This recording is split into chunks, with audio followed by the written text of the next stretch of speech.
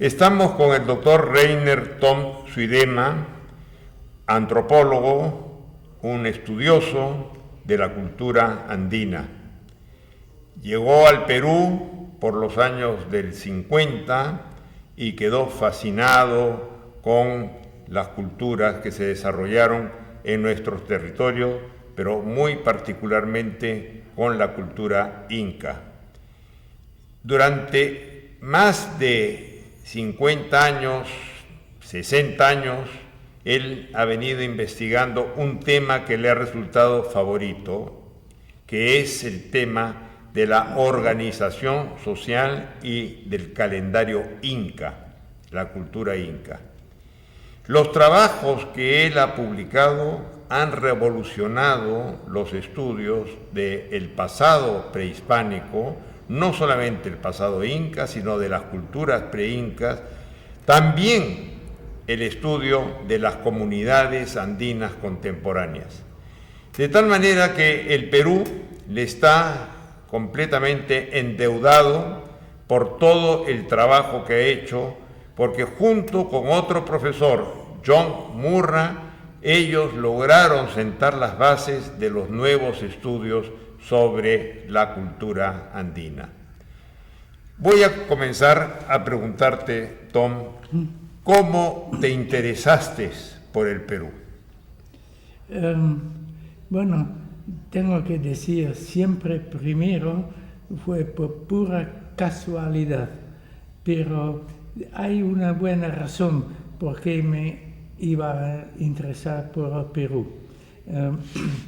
Yo estudiaba como holandés sobre Indonesia y así sobre todo el sudeste de Asia y también con las influencias de las civilizaciones de la India y de China.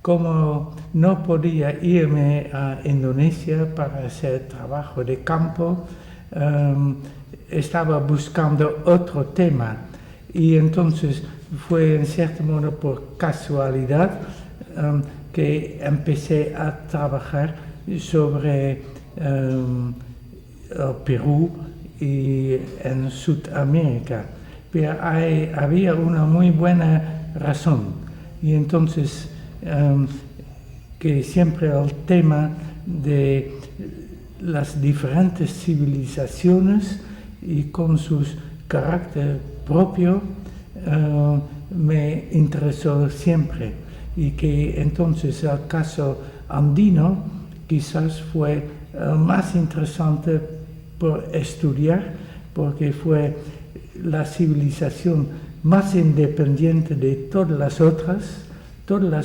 tenían algunos contactos entre sí, probablemente de México, Mesoamérica también, pero lo peruano fue, se podría decir, más aislado de todos los otros, pero que también en el Perú se podía estudiar quizás mejor que en ninguna otra parte la conexión de la cultura andina con todas las otras culturas de Sudamérica.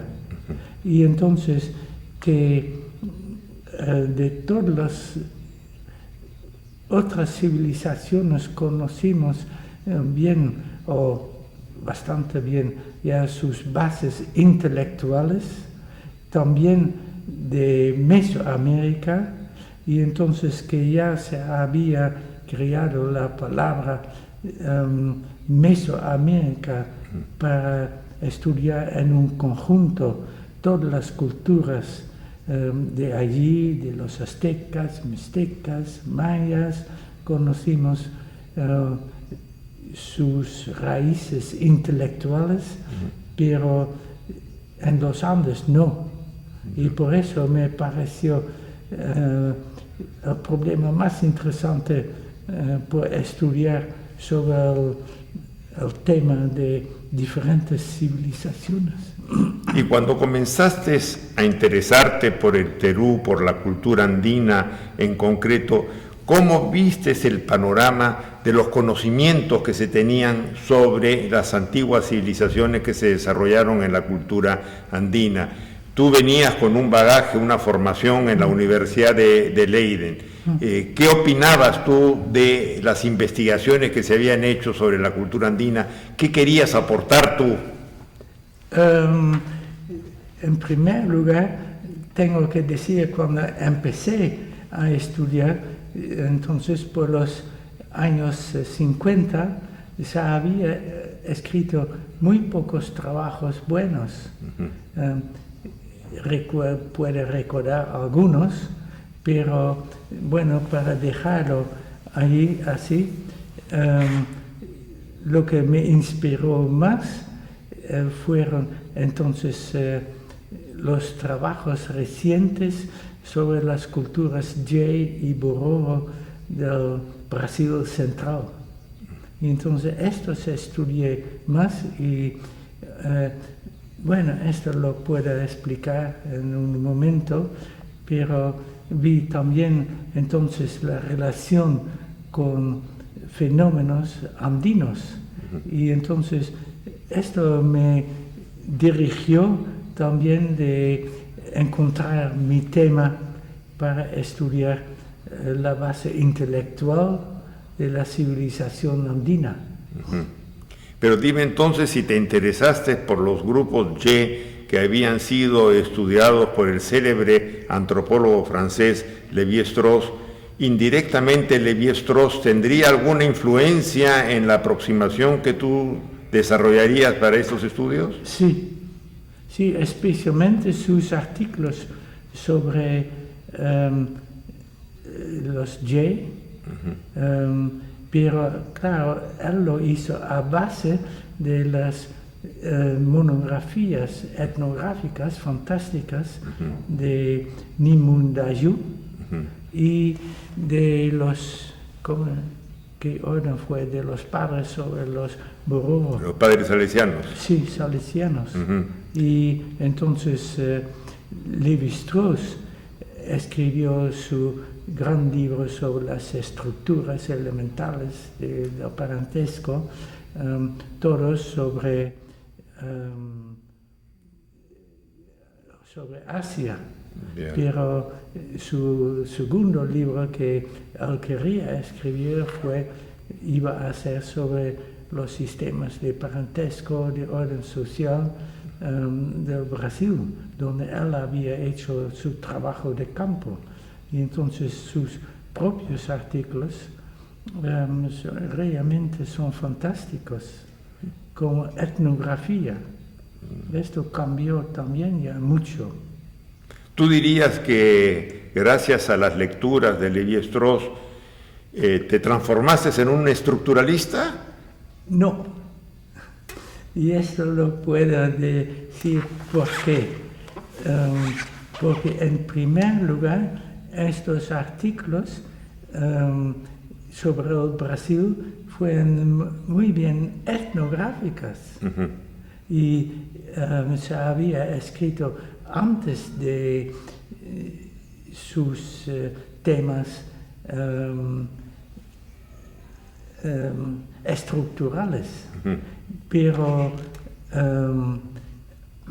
él escribió también un artículo que sí me influyó muchísimo en honor de mi profesor de Jocelyn de Jong. Entonces que preguntó, ¿existen las estructuras duales? Pero fue otra vez un artículo etnográfico muy interesante y yo lo tuve todo el tiempo trabajando aquí conmigo y lo releí mucho, pero lo curioso es que yo noté tantos ejemplos en la cultura actual, pero en alguna otra manera de lo que él escribió. Pero sea como sea, yo creo que se tiene una idea equivocada de estructuralismo. Lo que fue mi base, fueron las etnografías de Indonesia. Y entonces el gobierno holandés siempre quería ser, en cierto modo, un gobierno indirecto de su colonia. Y por buena razón, porque no había bastante administradores holandeses de dirigir todo. Y entonces se basaron mucho en los sistemas sociales políticos indígenas. Y claro, allí la gente misma pensaba en una forma de una estructura política social y no tenía nada que ver con el estructuralismo que Lévi-Strauss desarrolló. Bueno, primero en formas de parentesco, pero esto fueron también estudios muy empíricos, pero no tenían totalmente nada que ver con lo que Lévi-Strauss desarrolló en su mitología, sus estudios de mitología. Pero ¿cómo caracterizarías tu estilo de aproximarte a la cultura andina? Si no es propiamente estructuralista, ¿cómo podrías tú caracterizar tu aproximación?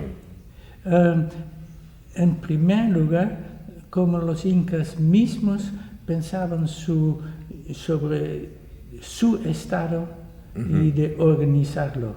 Ya. Eso quiere decir que entonces tendrías tú una deuda muy grande con Durkheim y Moss y su estudio sobre las clasificaciones primitivas. Sí. Ingresaste por ese campo. Sí. Y el otro campo era el parentesco. Sí. Y Durkheim tenía mucha influencia en Holanda cuando los años 20 del siglo pasado o anterior. Sí. Qué bien, o sea, de que en cierta manera también el pensamiento francés recaló en tu formación antropológica y en tu aproximación. Sí, pero yo creo que Durkheim quizás tenía una influencia mayor que en la misma Francia, porque en Holanda sí se aplicó a los estudios prácticos de sistemas sociales en Indonesia. Yeah. Y contrastando con el otro gran antropólogo que hizo aportes sobre el mundo andina, que es John Murray, ¿tú te verías de qué manera en relación a él? Bueno, John Murray me ayudó mucho. Fue a veces un carácter un poquito difícil, pero siempre nos acomodamos, pero y sus trabajos sobre economía lo leí muy bien, pero en cierto modo yo estaba haciendo cosas muy distintas, porque él siempre estaba interesado en la cosa práctica de la agricultura, etc. Y él no trabajó sobre los sistemas políticos. O sea, podríamos decir que tú eres un opuesto complementario de John Murray, en términos del dualismo, ¿no? Sí. Muy bien. Ahora vamos a entrar al tema que te ha guiado a lo largo de los años en tu conocimiento del mundo andino. Es lo que se conoce como el sistema de los seques del Cusco. ¿Cómo descubriste tú esta piedra angular para poder entender la cultura andina, su organización social? Y explicarnos qué cosa es el sistema de los seques del Cusco también. Sí. Bueno, lo que me inspiró al principio fue lo que se había estudiado en la antigüedad de China, de Siberia. Lévi-Strauss también la atención que él dio a un pueblo circular arqueológico en los Estados Unidos, pero en relación a esto, las organizaciones J en el centro de Brasil de pueblos circulares y cómo lo ordenaron ellos y siempre repetían estas formas de organizar. Y entonces que las mejores monografías etnográficas fueron realmente hechas en estos tiempos por Nimrud Dayou y que fueron traducidos al inglés por Lowy. Y entonces Lévi-Strauss lo utilizó también y el artículo que escribió en honor de mi profesor de Jocelyn Dion fue también sobre estos pueblos circulares. Y entonces, bueno, ya sabía algo del sistema, de la existencia del sistema de Sekes, pero fue por Kirchhoff que escribió un gran artículo en ¿cómo se llama? El Handbook of South American Indians. Sí. Y entonces sobre la provincia de Collahuas, su organización. Y entonces él observó que este sistema fue muy similar al sistema de Sekes. Y entonces resulta, bueno, él no lo sabía entonces, pero que la mejor descripción etnohistórica de todo el Perú de tiempo colonial es de Collahuas. Pero bueno, él observó ya la similitud y entonces me di cuenta que el sistema de Sekes es la mejor introducción para estudiar cómo los incas mismos pensaban sobre su organización social. Y yo tengo que decir que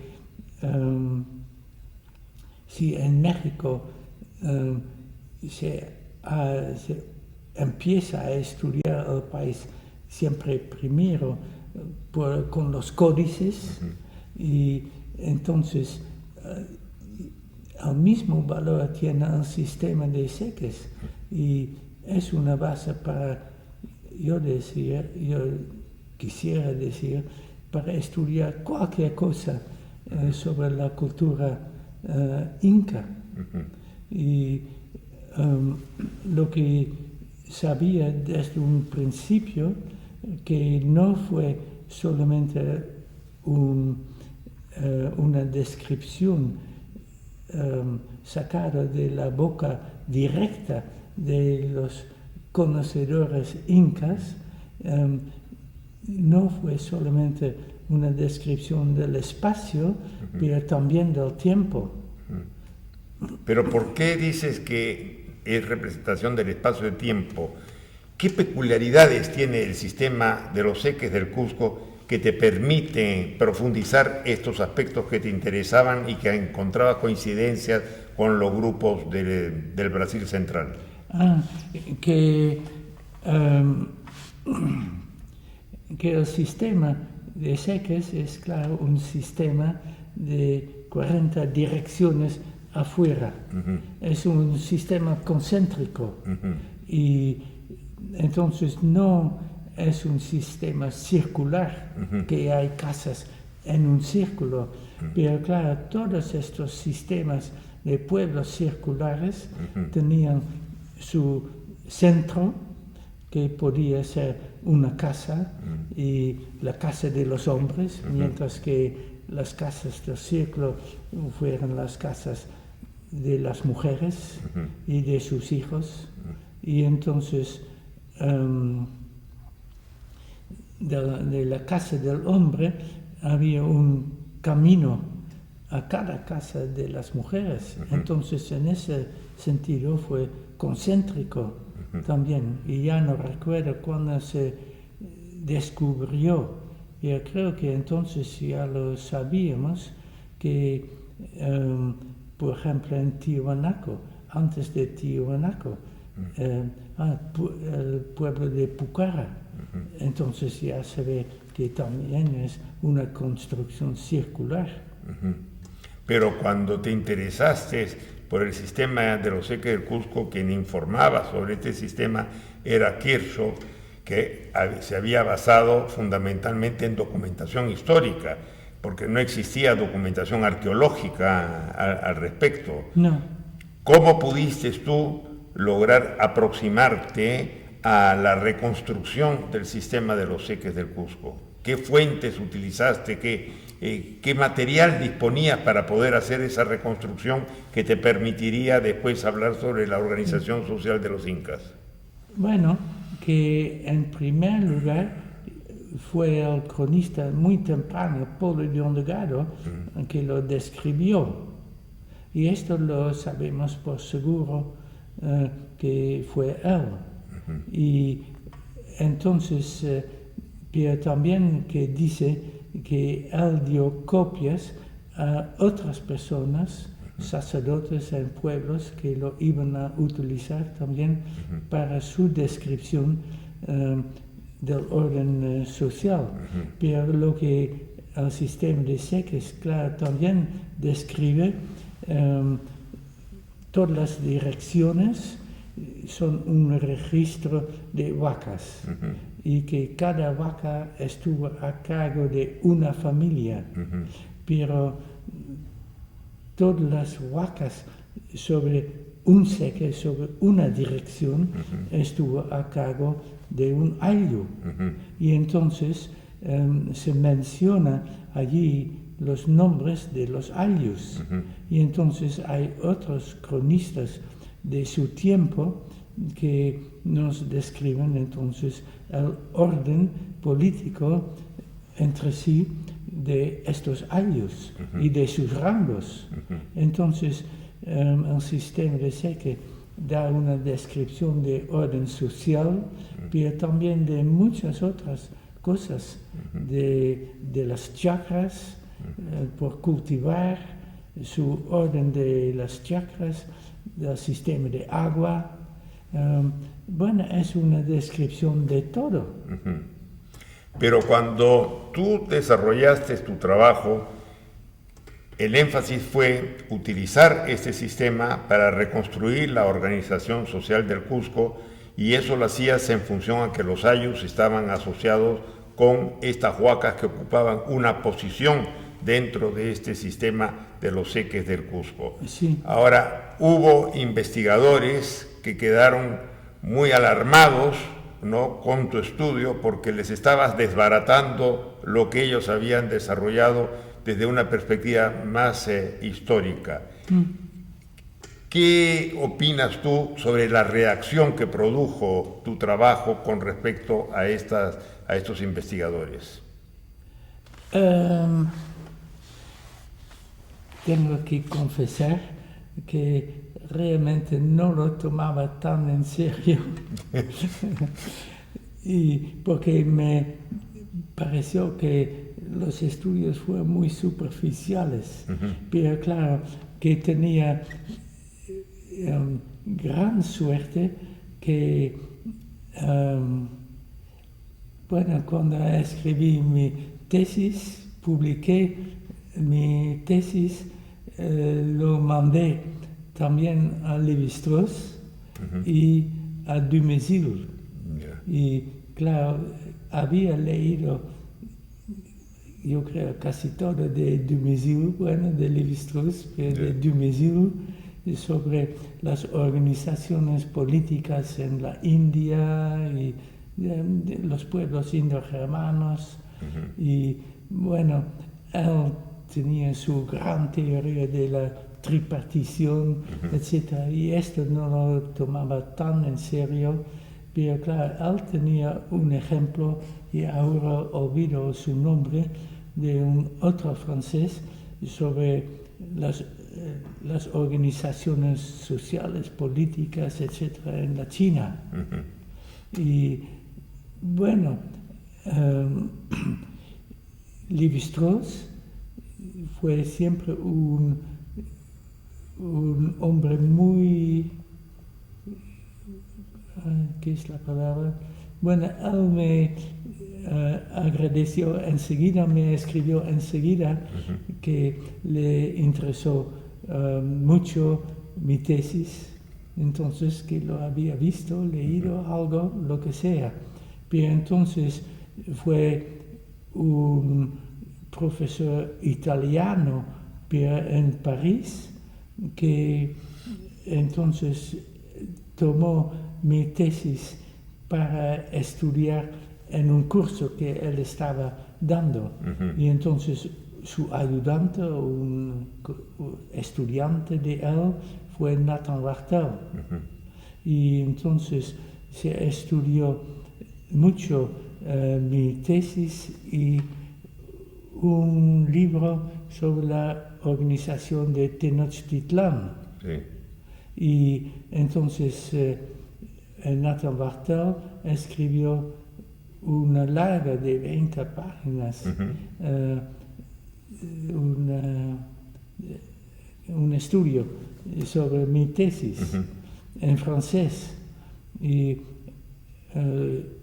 ya no recuerdo cuándo se tradujo al castellano, pero eso fue muy leído. Sí, claro, el IEP lo tradujo en Sociedad e Ideología, ¿no? Sí. Ahí está publicado. Y entonces, si otra gente no quería reaccionar mucho, sí fue difundido y sabían de la existencia.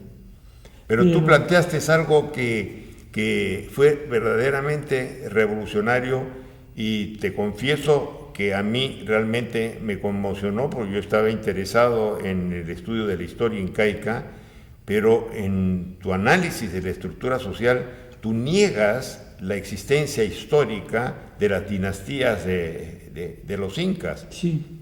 ¿Sobre qué fundamento negaste tú esta historicidad de las dinastías de los incas? Porque con esto te trae por la borda la enseñanza de la historia incaica acá en el Perú, porque a los jóvenes, a los colegios, les enseñan que el primer inca fue Manco Cápac, Sinchi Roca, Yoque Yupanqui, y los presentan en una secuencia lineal.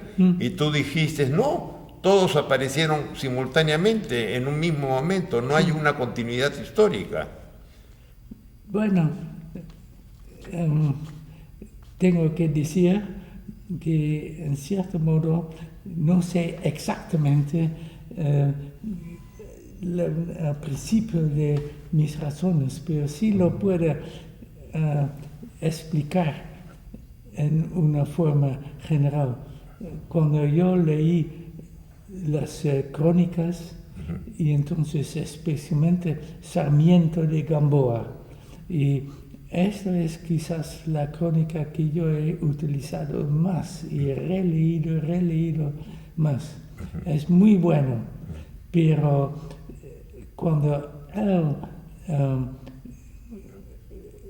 escribió, Sarmiento, que cada inca formaba su propio grupo de descendencia y que así se iba a crecer el sistema de un sistema de uno o pocos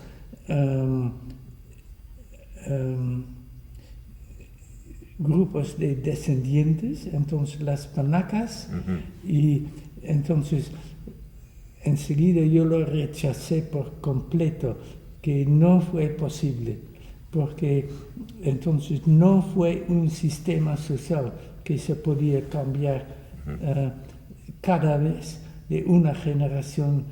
Debía haber tras de esto un sistema formado, para no utilizar la palabra estructura, pero un sistema ya pensado de antemano que se aplicó, resistente a cualquier cosa accidental que iba a ocurrir.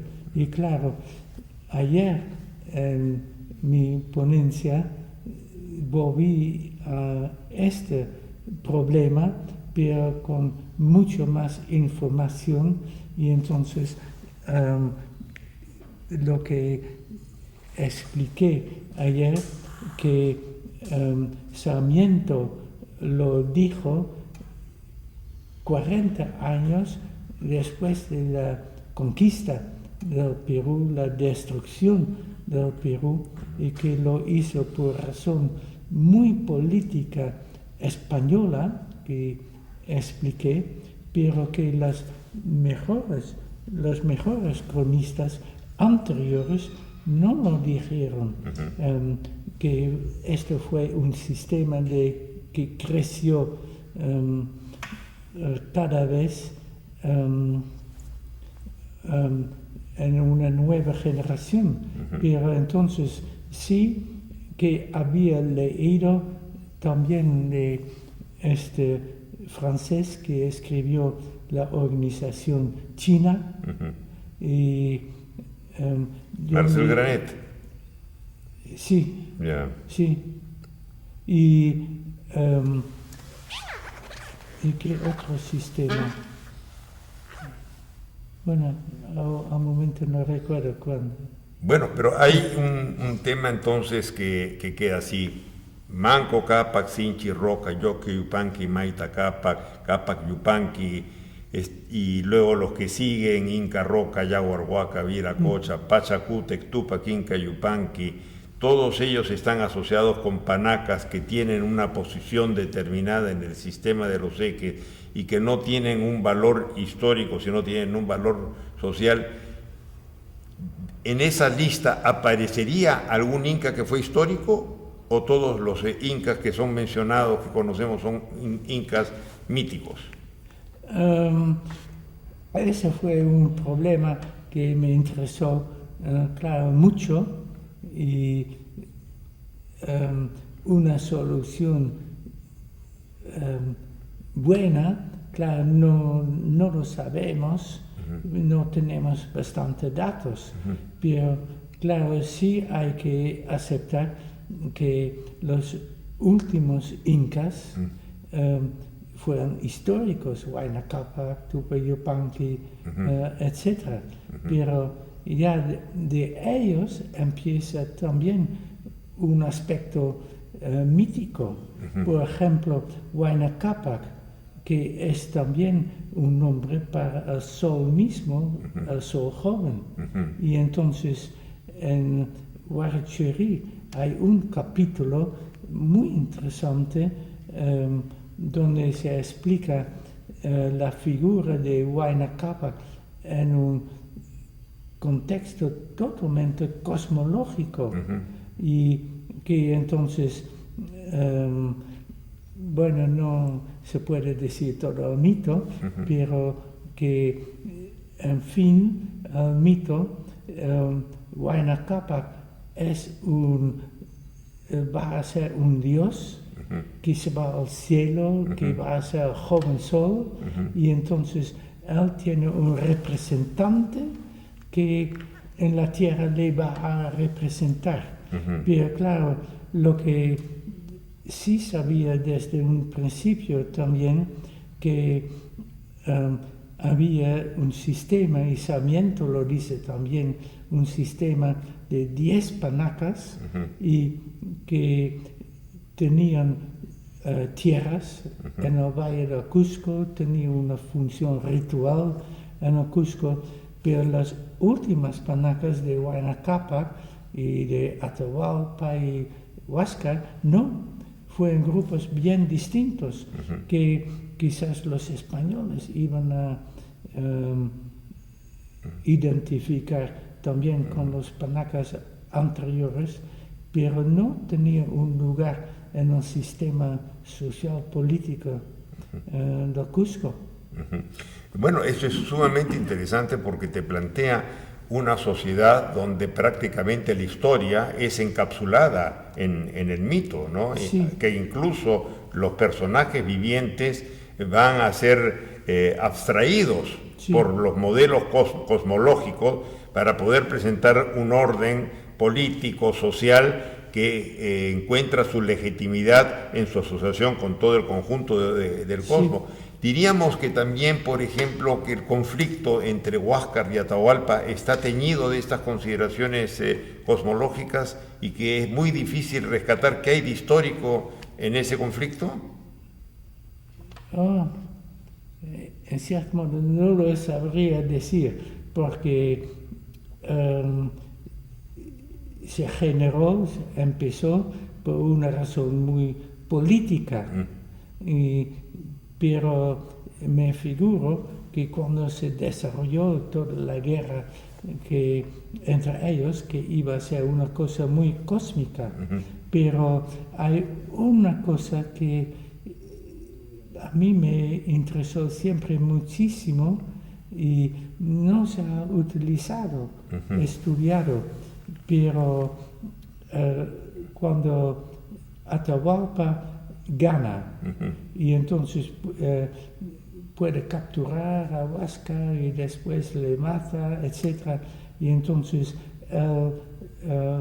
envía sus generales a Cusco y que va a matar también a los descendientes, especialmente de Tupac Yupanqui. Y entonces se describe también la entrada ritual en el Cusco, que es muy interesante y yo sé exactamente el camino por donde iba y lo que pasó en el camino en forma ritual. Pero entonces él va a reescribir la historia, lo dice, y entonces y hay una palabra, capa, ya no recuerdo, pero tiene un nombre completamente distinto de su panaca y que él va a reescribir la historia. Pero algo de esto se ve también en ¿cómo se llama?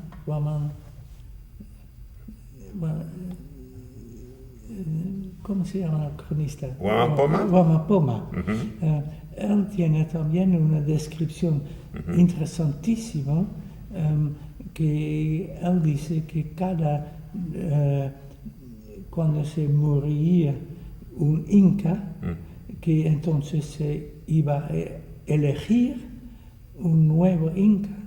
Entonces se reunieron los príncipes posibles para suceder y entonces de estos escogieron uno que fue más capaz de ser un nuevo rey.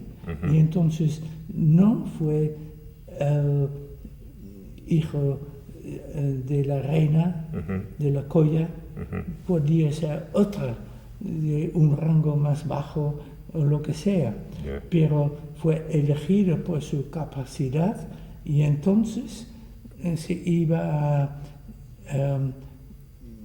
cambiar la relación de sus hermanos y de sus parientes cercanos, se iba a dar iba a cambiar todo el sistema de rangos. Y esto me parece lo más importante, que entonces cada vez con un nuevo gobierno se iba a reorganizar el gobierno, lo que claro nosotros lo hacemos también. Ahora, hay un tema vinculado con esto, si es que todos estos personajes, desde Manco Cápac hasta Tupac Inca Yupanqui, fueron personajes asociados con grupos sociales que están distribuidos en un orden en el sistema de los seques del Cusco y tienen este carácter un tanto mítico. ¿Qué fueron las momias que encontraron de los incas? Y que el inca Garcilaso de la Vega describe a las momias que estaban en el Coricancha y eran 10 momias las que estaban ahí y la momia de Huayna Capac que estaba viendo al sol. ¿Cómo explicamos esas momias? Claro, no hay mucho dato, información sobre esto, pero lo que Pedro Pizarro dice que fue entonces sirvió a su tío Francisco Pizarro y entonces él nos da información de los primeros días en Cajamarca, pero él estuvo también en el Cusco en los primeros días de la entrada de los españoles. Y entonces él habla bastante sobre este culto a las momias. Pero sí hay descripciones también que este sistema de momias fue también reorganizado en todo el tiempo. Entonces, que una momia no es simplemente una figura histórica, pero ya desde antemano se iba a colocar momias en el lugar que quiso el Estado, con su rango, etc. Lo que podría significar que no necesariamente esas momias fueron cuerpos reales de incas que gobernaron, sino podían haber sido esos bultos que hablaban, que representaba el conjunto del sistema y que tenían pelos, uñas de alguno de los monarcas, ¿no? Sí, pero hay algunos datos, y ahora no recuerdo bien el detalle, pero un cronista de Mena, que escribió muy poco, pero tenía información muy interesante, que él fue uno de los 3 españoles que llegaron a Cusco antes de Pizarro. Y entonces él describe algo, lo que él vio del culto a las momias y al sol, y es bastante distinto de lo que se lee entonces de Garcilaso.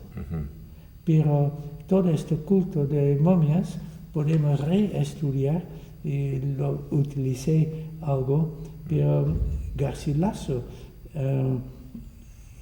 ya describe también la colocación de las momias en una forma muy interesante en Coricancha. Es toda una jerarquía del sistema social que él describe. Así es. Bueno, y ahora vamos a pasar a otro de los grandes temas que has desarrollado y que has hecho grandes aportes, es con respecto al parentesco, al sistema de parentesco y al sistema terminológico de parentesco. Primero, tú tenías la idea de que el sistema de parentesco se definía por relaciones matrimoniales prescriptivas de carácter asimétrico, donde se unía con la prima cruzada matrilateral, pero después cambiaste de opinión y hablaste que el sistema era proscriptivo, el que más bien el sistema prohibía con qué grados uno no podía casarse. ¿Cuál es la posición que tú tienes actualmente sobre el parentesco inca? Bueno, tengo que confesar que cuando empecé a estudiar más sobre el calendario, entonces ya no estudié tanto el parentesco, pero sí puede decir algo del problema central del parentesco. Sí. Lo que me inspiró al principio, claro, fue los sistemas de parentesco en Indonesia. Y entonces lo que allí fue los temas central del lo que en Holanda se llamaba el connubio asimétrico. Y entonces que se iba a casar un hombre con la hija del hermano de la madre. Y entonces que había una red de matrimonios de un clan A o un pueblo A de sus hermanos a B y B a C, y etcétera, y que se regrese a A. Y entonces fue especialmente una organización muy bien descrita de la isla de Timor, que integró muy bien este sistema de matrimonio con todo su sistema político. Y entonces una cosa que yo vi desde un principio, que en el Perú, para decirlo de forma simple, el hermano de la madre es también el nombre del suegro. Y también que entonces la cosa de los 4 hermanos Ayer, y con sus roles en la sociedad, fue muy similar al sistema de Timor, de estos 4 roles muy bien descritos. Y esto me inspiró al principio, pero claro, después me di cuenta con trabajo de campo que este sistema de asimétrico nunca existió en los Andes. Y había un antropólogo, ya no recuerdo su nombre, que sí trató de encontrarlo en Chile, con los araucanos. Pero este fue un desarrollo... Faro creo que. Faro. Sí. Luis Faro. Sí. Y este fue un desarrollo del sistema colonial, que fue muy curioso. Y entonces, ¿cómo se llama? Que fue tu profesor también, que escribió mucho sobre parentesco, Rodney Needham.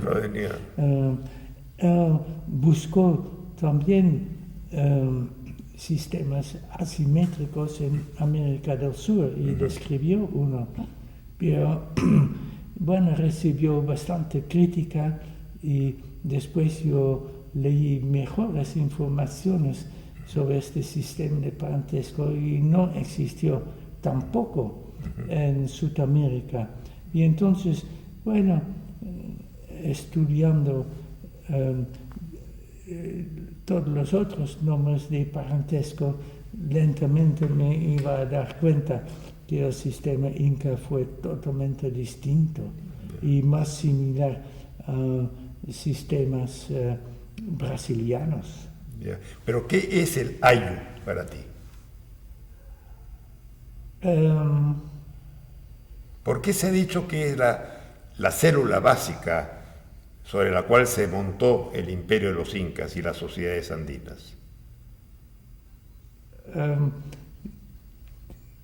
En cierto modo tengo que decir que nunca lo tomé tan en serio esto, y que el Ayllu es un grupo local, pero por Ayacucho, probablemente tú lo viste también, hay Ayllus que cuando yo pregunté sobre ellos, entonces no definieron en primer lugar la localidad, pero por ejemplo el acceso a agua. Y entonces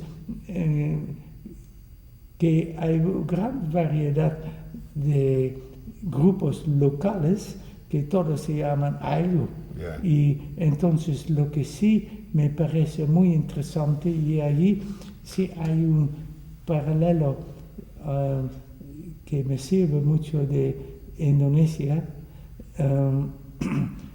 pero que el concepto de un grupo local es masculino. Yeah. Y entonces se puede asociar con patrilinealidad, Ajá. pero que allí, y esta fue una base del sistema, bueno, como estudiamos en Indonesia las organizaciones sociales, que el concepto de femenino, de matrilineal, fue también muy explícito. Y ahora sí creo que hay algo así en los Andes también, que realmente hay, digamos, un pensamiento femenino de conexiones entre mujeres, como un concepto más matrilineal.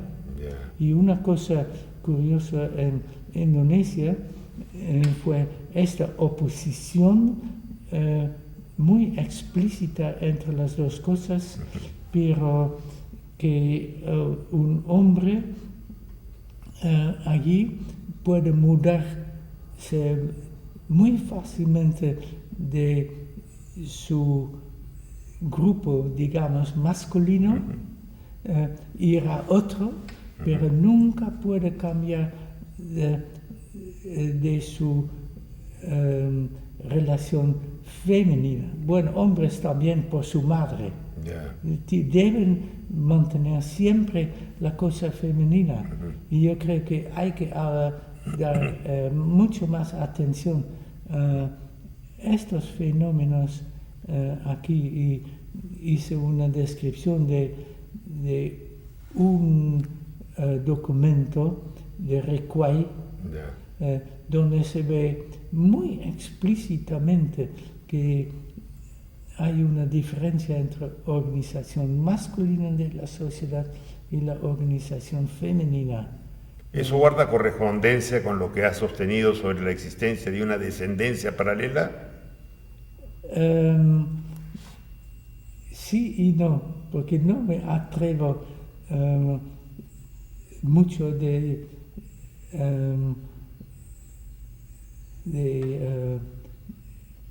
decirlo, pero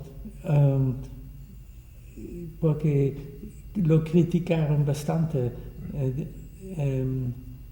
La francesa, la sucedora, Françoise Héritier, lo critica mucho.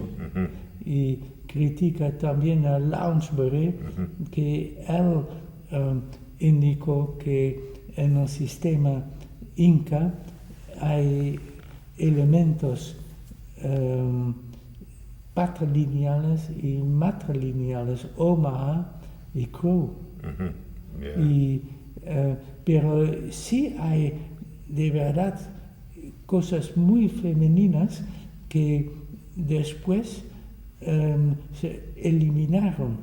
Y por ejemplo, con Billie Jean Isbell, como estudiante mía que trabajó en la misma área, todavía la herencia de tierras de madre a hija. Y encontré una vez un documento del siglo XVII o quizás XVIII, ya no recuerdo, que fue muy interesante sobre herencia de tierras de hombres a sus hijos y de madres a sus hijas, y que la misma comunidad trató de eliminar las tierras femeninas, porque se daban cuenta que familias del mismo pueblo iban a decir, bueno, estas son tierras femeninas, y entonces sobre estas tierras no se tenían que pagar impuestos. Fue la misma comunidad que quería eliminar las tierras femeninas. Ahora, sobre la base de este tema de la diferencia de género y la descendencia paralela, ahora vamos a entrar al calendario inca. Y en una oportunidad tú señalabas que el Templo del Sol estaba asociado con los varones, y en Pumachupa, que estaba el Templo de la Luna, Sí. que estaba asociado con lo femenino. Sí, ¿Tú dirías que correspondientemente hay un calendario masculino y hay un calendario femenino? oh, muy explícito. Ya, Esto es lo interesante, ajá, que, bueno, ya lo sabía de hace mucho tiempo, pero nunca lo estudié porque estaba trabajando sobre mi libro, sobre el calendario, etc. Pero, ¿cómo se llamaba? Paul Kosok, sí, él publicó un fragmento de tejido que él pensaba que fue Nazca y entonces propuso que fue un calendario. Y entonces yo iba a buscar todos los tejidos de este tipo en los museos y encontré entonces unos que fueron completos y que fueron calendarios puros. Y lo muy interesante es que los dos mejores, uno es un unku, una camisa masculina, que es un calendario solar de todos los meses y días de un año de 365 días. Es muy explícito. Y el otro tejido, que es mucho mejor, es fantástico, que es un calendario lunar sideral. Y en todos sus detalles y es un calendario con todos los días de un año lunar sideral. ¿Eso correspondía a una prenda femenina? Sí, sí.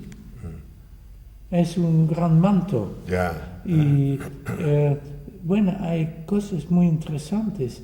Por ejemplo, lo que Bertonio, el diccionario de Bertonio, lo dice, y yo lo mencioné en clase, mucho esto, que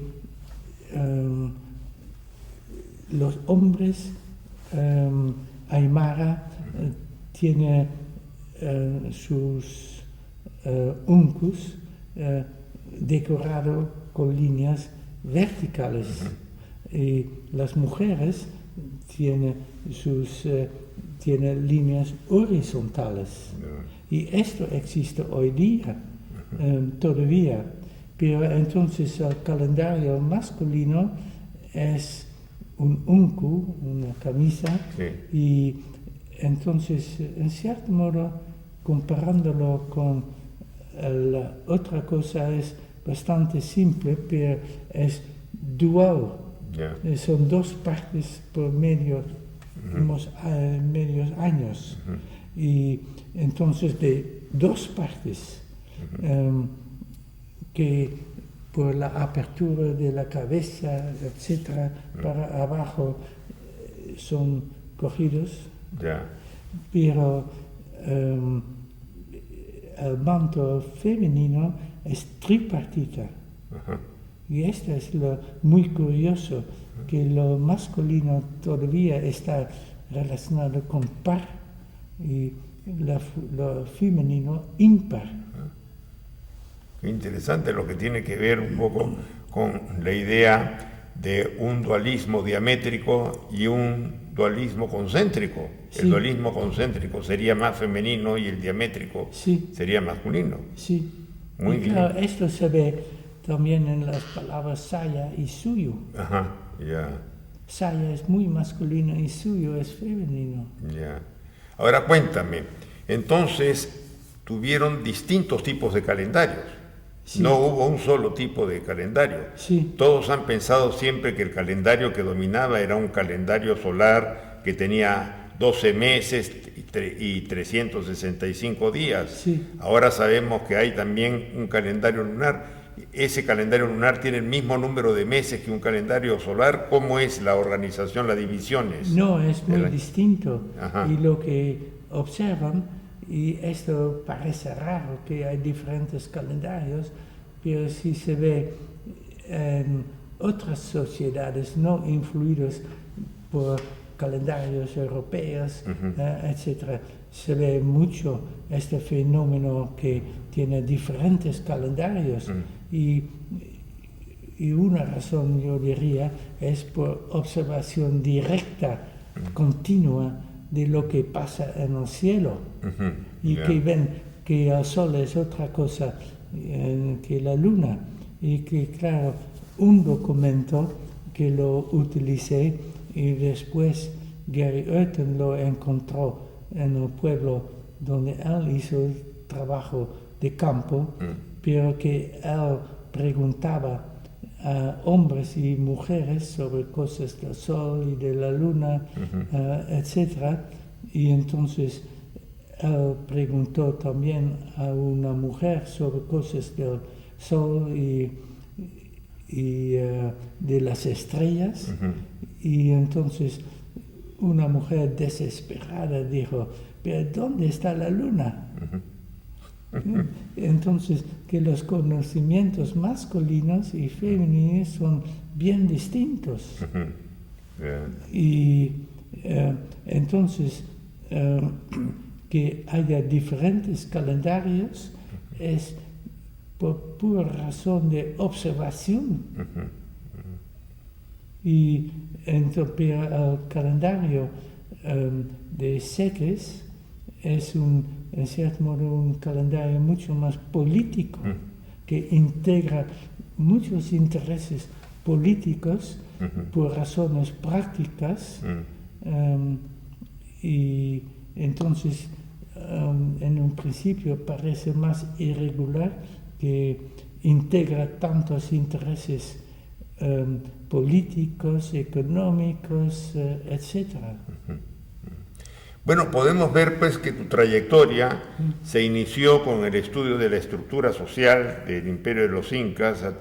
El sistema de los Seques del Cusco era siempre el motivo central que te iba conduciendo en tus investigaciones. Luego pasaste al tema del parentesco y luego recalaste en el tema de los calendarios, y últimamente ha salido tu gran libro, ¿no?, sobre el calendario Inca, un libro que tiene cerca de 1000 páginas.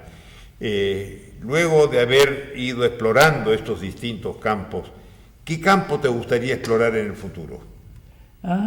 Que he hecho desde un principio, casi diría, y esto es que me eduqué y fui conservador después en el Museo del Estado de Holanda. Y entonces, claro, siempre me interesó también la conexión del arte.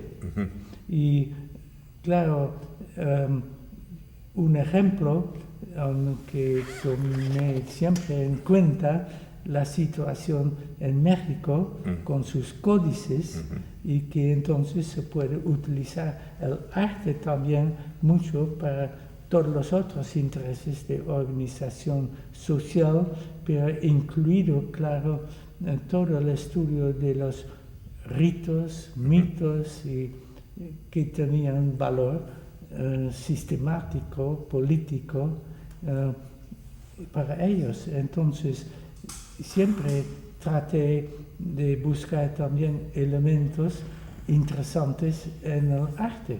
Y esto duró mucho hasta que encontré ejemplos interesantes, pero ahora he publicado algunos artículos especialmente sobre el arte prehispánico para ayudar en los mismos intereses. Y entonces eso me llevó de lo inca al arte wari y tiwanaku. Y entonces ahora encontré, estudié 4 tejidos wari muy interesantes, complicados, pero puramente wari, que yo puedo comparar con un tejido inca, donde se representa, hay una referencia al sistema de seques y que entonces lo puede comparar con estos tejidos wari que también representan un sistema similar al sistema de seques y así escribí un artículo sobre el calendario tiwanaku, que este es un calendario solar, pero muy explícito, pero que lo puedo conectar también con un tejido tiwanaku. Y entonces me parece ahora posible por una parte, entendemos muy bien las diferencias, ¿qué es la palabra? Las diferencias estilísticas de tejidos o arte wari, pero que también hay una continuidad. Y entonces, ¿por qué no? Porque si lo comparamos con otras situaciones en el mundo, en primer lugar con México, los aztecas fueron muy conscientes quiénes fueron los toltecas, quiénes fueron los mayas, con toda su continuidad. Y no hay ninguna razón por qué los incas no fueron conscientes de esta conexión, pero también tomando en cuenta que los estilos del arte va a cambiar mucho. Y en este interés por el arte, tú eres un eximio violinista y músico. ¿La música no la has investigado en el mundo andino? Sí, en una cosa, pero nunca terminé de escribir mi artículo, grande artículo sobre esto. Pero fue un tema que me interesó muchísimo, que lo estudié mucho en el arte nazca, pero en las otras artes también la gran importancia de la flauta de pan. Y hay mucho que decir sobre la flauta de pan, su técnica. Yo tenía un amigo, pero que fue profesor de música, de música no europea, y con él hablé también ya antes en Indonesia sobre la flauta de pan, pero